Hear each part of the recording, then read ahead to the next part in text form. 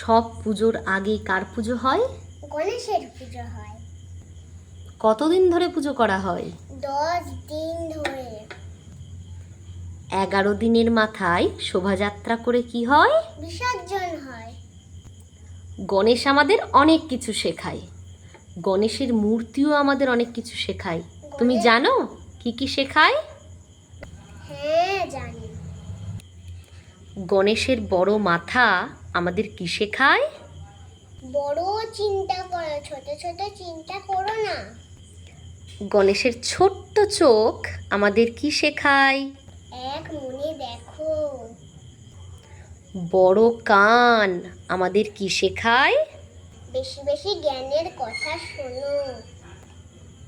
এই ছবিটাতে নেই যে হাতটা গণেশ ঠাকুর এরকম করে থাকে, ওটা কি শেখায়?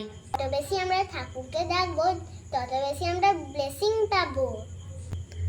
গণেশের এই যে বড় সুর, এটা আমাদের কি শেখায়?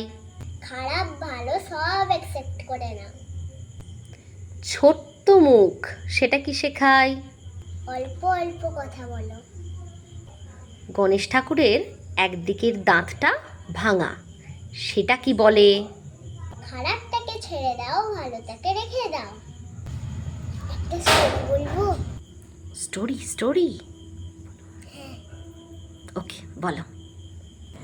শিব ঠাকুর যখন তার ত্রিশূল দিয়ে গণেশ ঠাকুরের মাথা কেটে দিয়েছিল,